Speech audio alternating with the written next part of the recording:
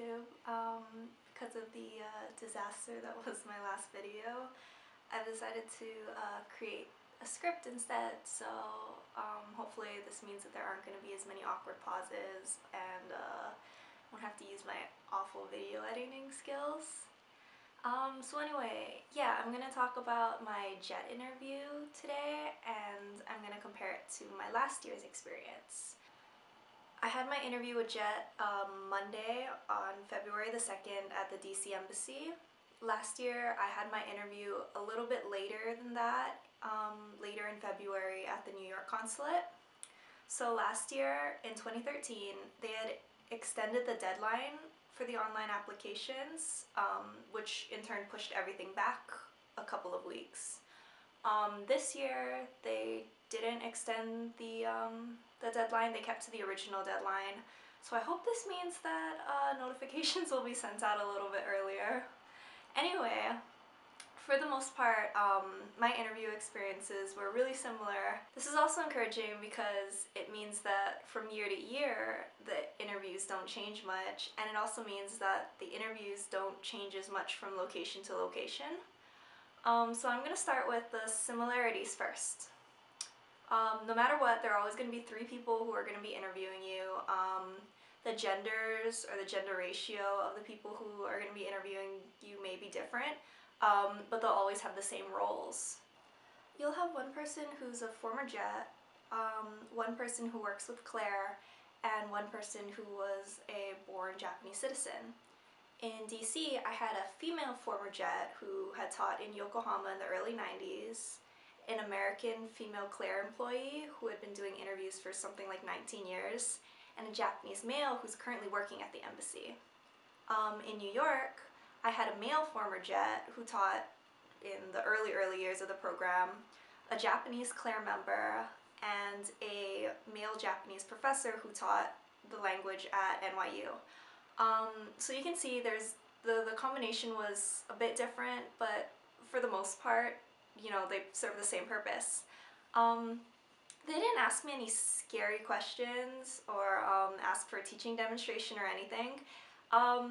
If you look online, which you probably do because you're watching this video, you'll see a bunch of question lists with some questions like, how would you explain the atomic bombing if a Japanese student asked you? Stuff like that.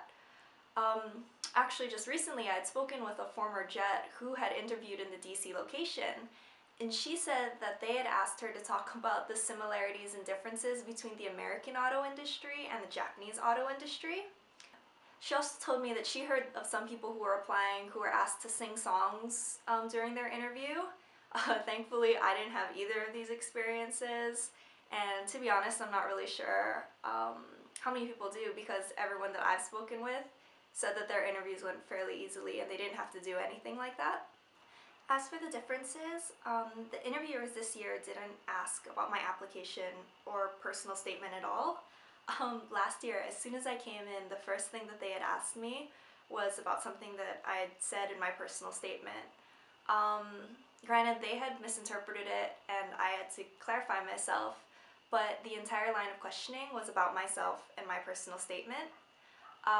They asked a lot about my qualifications, a lot of what-if scenarios, like what if you clash with one of the teachers at your school, for example, and more about what I would do in the classroom and after-school activities with my students. Last year, it was more about me as a person and what experiences I could bring if I was hired. Technically, this is also a similarity as well as a difference, but I kind of wanted to even out the list, so I'm going to talk about the Japanese test. And when I say test, I mean test in like the loosest sense of the word, because they really just asked a few questions, and it honestly didn't really matter if you got it right or not. The Japanese guy in the interview this year was just told me, don't worry, these are just for bonus points. But I mean, I feel like I needed as many bonus points as I could get. I put down the same level of Japanese this year that I did last year. This year they gave me a sheet of paper with some guy just vacuuming on it, a picture of some guy vacuuming. The instructor asked what is this man doing in Japanese, and you're supposed to answer in Japanese.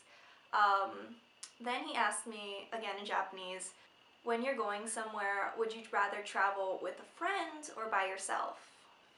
I said with a friend, and then he asked me why, and I got really nervous and kind of fumbled on my answer, and I just couldn't answer. But he was really nice about it, and he kept repeating, this is just for bonus points, this is just for bonus points.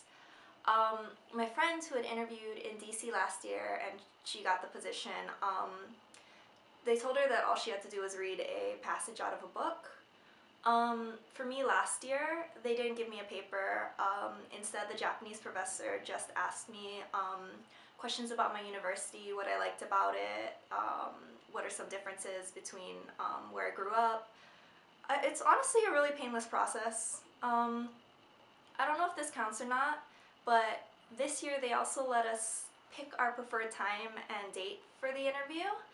I'm not really sure if this is just for the DC Embassy or if this is something that they do for all locations that just started this year. But they sent out a survey and you could pick your top choices, and then they'd accommodate by sending you a time and date based on that. If any of you guys can share your personal experiences, I'm just really curious about that. Before this video gets too long, those are some of the main differences and similarities between my experience interviewing for the JET program between 2 years. Like always, feel free to ask me questions or just tell me about your experience below. Thanks, and I'll see you in part 2 of this, which I'm actually going to talk about the actual interview process. Alright, thank you!